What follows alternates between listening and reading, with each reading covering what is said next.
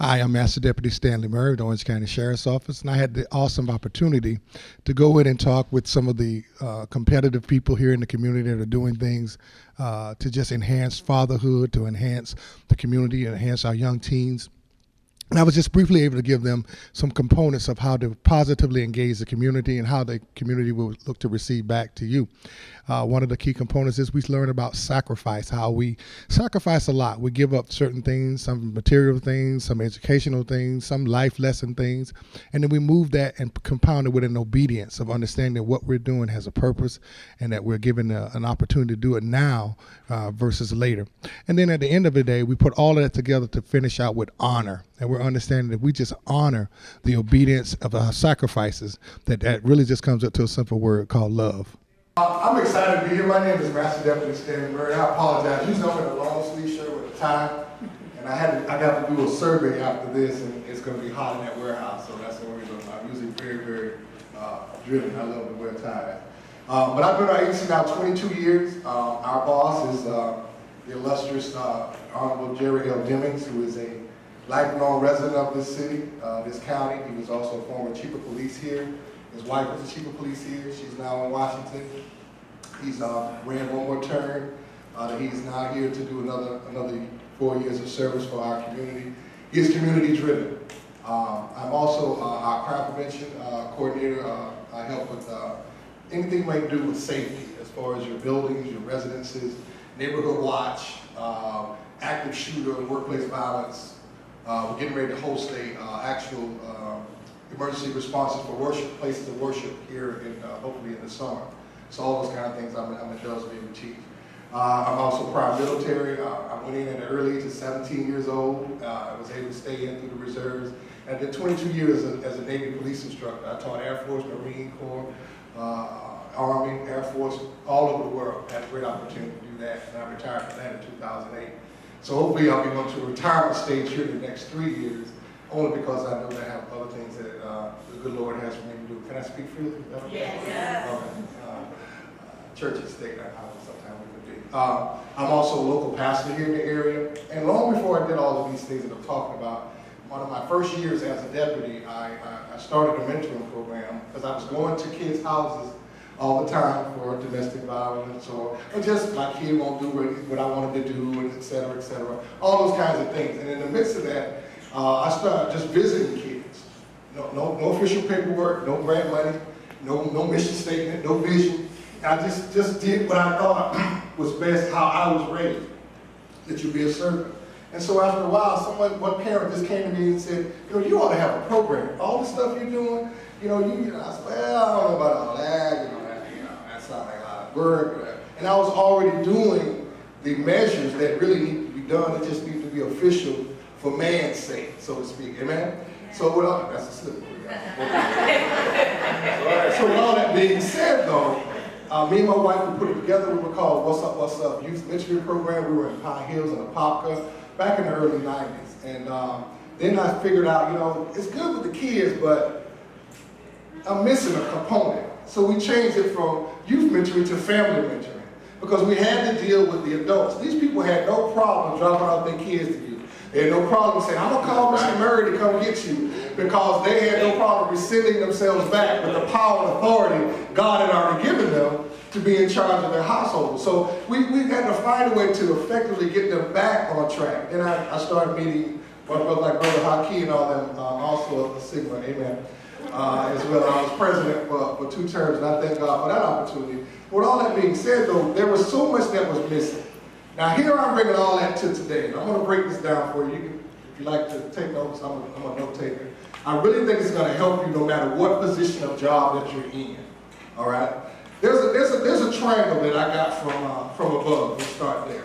All right. That has shown me how you can effectively engage fathers, mothers, children, co-workers, the lady at Walmart who got the attitude, the whole thing. All right. 3 key components. Now, I'm going to give you 2 versions to each component. I got, 20 minutes? But I promise you, you're going to get something out of this. First of all, you're going to have to learn how to deal with sacrifice. All right? Now, Sacrifice is a key word because that's what most of us do. When you talk to anybody, when you have an out with them, well, the first thing they bring up is what? What they did for you. You know, I wasted my life 20 years. I could have been with another man. You know how y'all do, right? You know how to do. That kind of thing. So the same thing with parenting. Parenting, the first thing they bring up to their child is everything that they've done for them, right? Because that's the easiest thing to bring up. That's the easiest thing to show. That's the easiest thing to see, the easiest thing to bring out. But another word that goes into that is, we look at this word, correction. Now, they run together, and here's why. My goal is if I'm pouring something into you, if I'm sacrificing into you, my goal is that it's correcting something. Maybe an attitude, maybe a mindset, maybe a lifestyle, maybe just them knowing that what they're doing is not totally correct. So that's what I'm doing. I'm sacrificing that. And we're good at it. We're good at telling people what's wrong with them. I'm by myself. It's okay. We're good at that. We're very good at displaying to people what their faults are, right? And that's a component that you have to have. You really need to have that component. Secondly, you got another component. All right?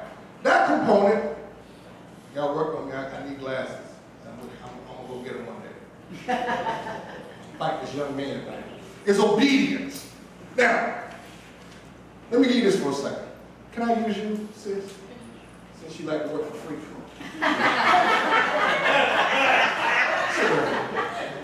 Now, Miss Kennedy, let's just say she is a young person sitting on the corner, and she says, "Sir, can I get some money from you?" Okay, sacrifice.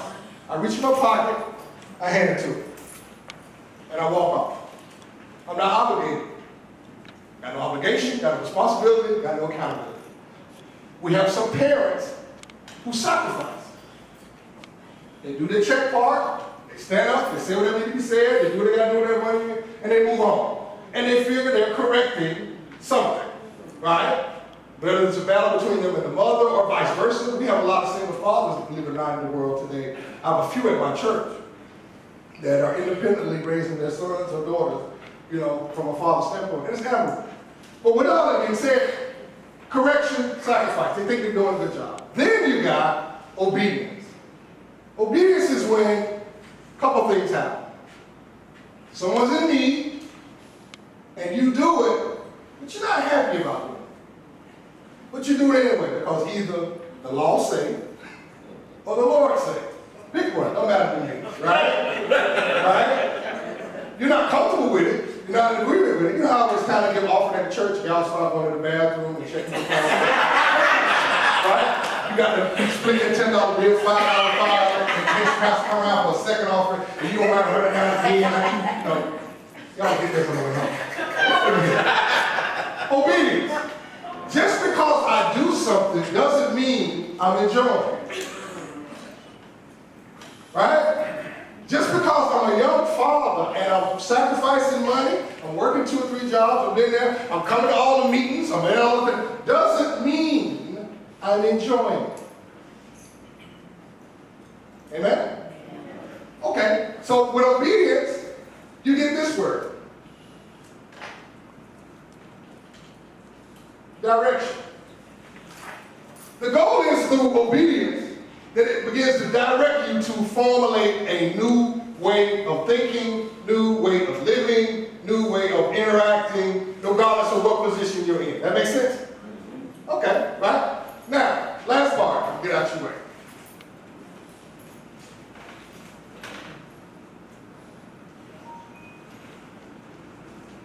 You got this word. Honor. Now, I'm back to my little sister again, sitting on the corner. Sacrifice says, I come over, she asks for some money, put some money in her hand, I keep it stepping.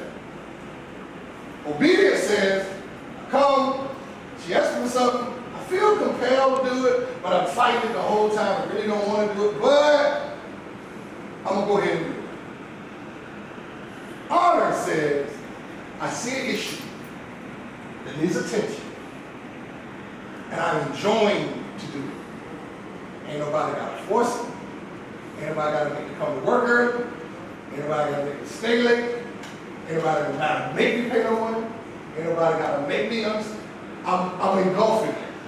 But that only helps if I'm believing this key component.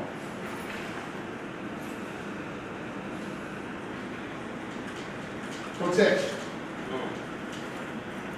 Honor is about protection. Those of us who've done military, those of us who've done anything that security, whatever you want to call it, protection is I'm willing to sacrifice through my obedience an honorable thing. Make sense? But in the process, I'm creating correction of a direction for a protection. Make sense? You know what all that is, guys?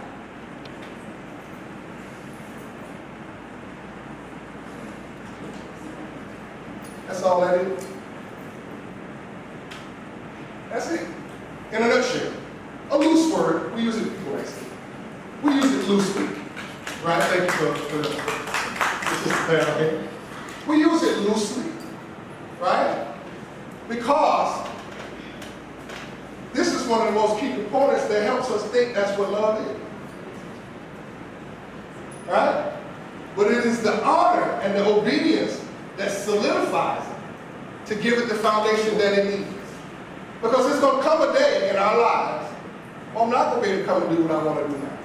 My body won't do it no more. Make sense? I'm not going to have the money because I want to fix the income that ain't fixing nothing. Right? So I'm not going to have all those natural things that normally we use to do what we do. And for parents, that's a lot going on. That's a lot to ask on a daily basis, because it's a daily walk, correct? Not just a Sunday morning thing or a payday thing, bi-weekly or weekly or whatever they get paid, not just when they get money. It's a daily walk. So the key components of who we are, when we show up, they may be fighting it in the flesh part of it, but in the internal, I think internally people don't wake up saying, you know what, I want to be a prostitute today. Now they can format their mind over time to understand it's just a process for something else. But I'm sure they're not proud to do a resume and say, I worked the streets for 5 years. They're not dying to do that. So the same thing would be in what we're talking about in parenting.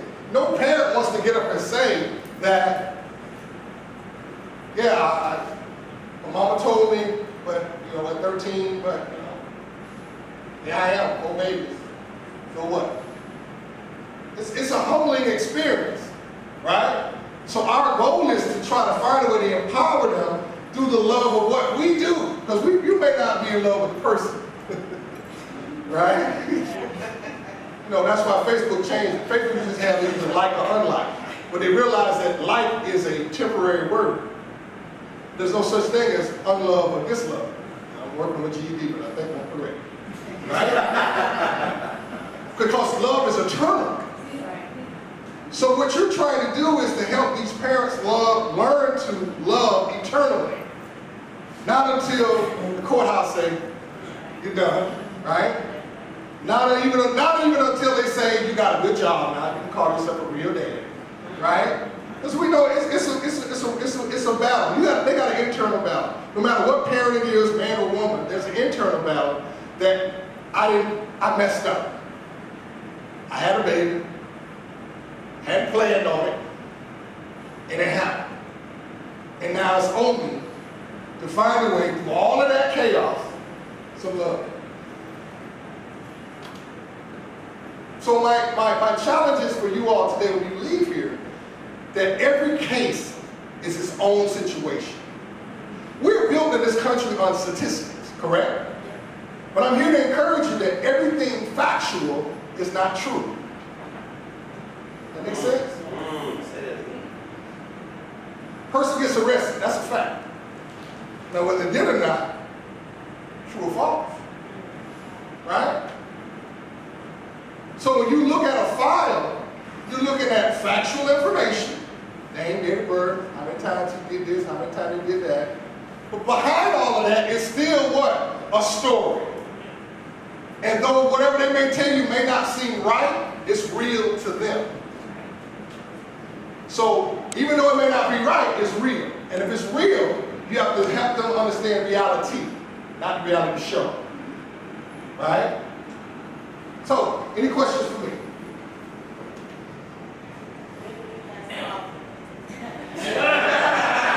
Amen, Carter. That's why you're going to live a long time. Amen. But just for me to help you out as far as what we do with sheriff's office, but I believe our boss really embeds in us. We don't maybe say it the way some people would think he says it, but I get it. And I've been doing this for a long enough time in my life to know that I love it. I love it, every part of it. I love the good, the bad. I love helping people that don't care nothing about me. How about that? That's what I do. Because that's the stuff that one day when I lay in my bed, that's all I'm going to be able to remember. So that's what you want to instill into these young fathers and to whoever you're dealing with. Listen, son, one day it's going to come. You will be laying around in your bed. You can't get up. And those same children are going to have to make a decision about you. It don't make sense now, but it will down the road. So you empower them to know that if you were allowed to create a child, then there's a purpose somewhere. You just got to figure out what it is to help that child get to that purpose and to help that parent get to their purpose. So quit coming to work without purpose. Make sense? All right, thank you for your time.